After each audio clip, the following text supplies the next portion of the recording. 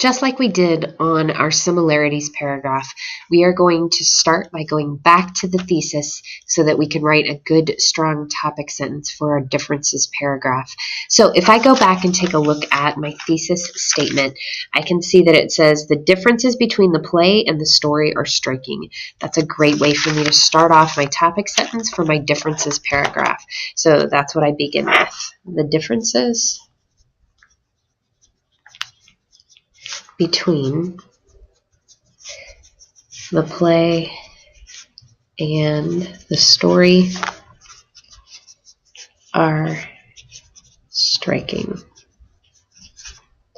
If you have already watched the similarities video, then you know I'm actually going to shift from the play and the story, and I am going to instead talk about Mountain Dew and Mellow Yellow. So all of my body right here of the paragraph is going to focus on those two subjects instead of on the play and the story.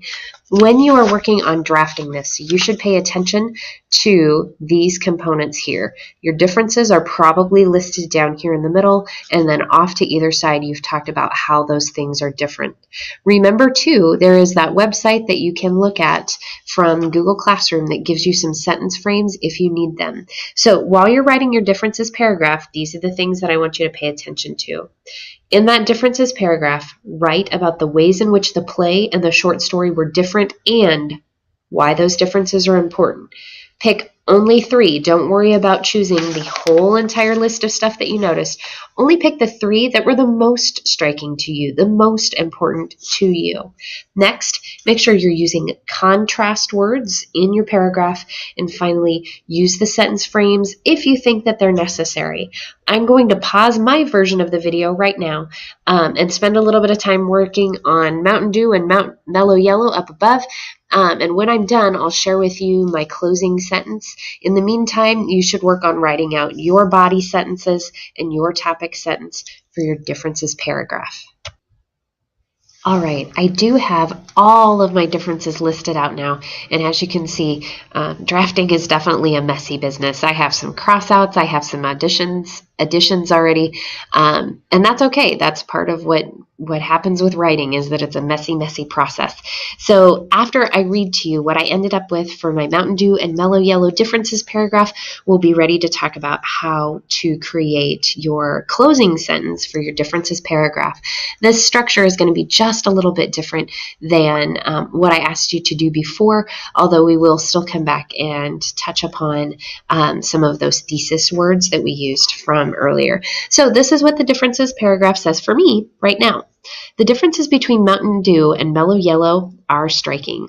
The biggest and most important difference is the caffeine content. Mountain Dew provides the greatest amount of caffeine with a whopping 54.8 milligrams, whereas Mellow Yellow only offers 49.5.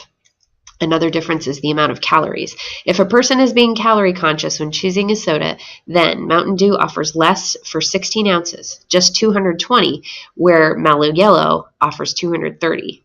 Finally, the advertising is drastically different. Mountain Dew wants to hype a person up with their slogan, "Do the Dew," but Mellow Yellow wants people to just chill and take things easy. That must be why they have so much less caffeine.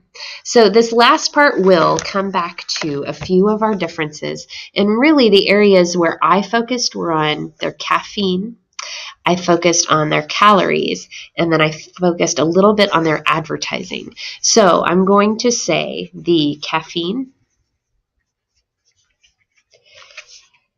calories, and the advertising are the most striking differences between Mountain Dew and Mellow Yellow. So I really wanted to repeat here the word striking, which was one of my thesis words, and I used it up here in my topic sentence as well. And then I wanted to repeat that idea of differences and my 2 topics that I have been looking at, the differences, just to tie back to my thesis statement and remind the reader what it is that we've been looking at for this whole paragraph. Now that you're finished with your differences paragraph, you are ready to move on and work on your whole introduction and your whole conclusion for this essay.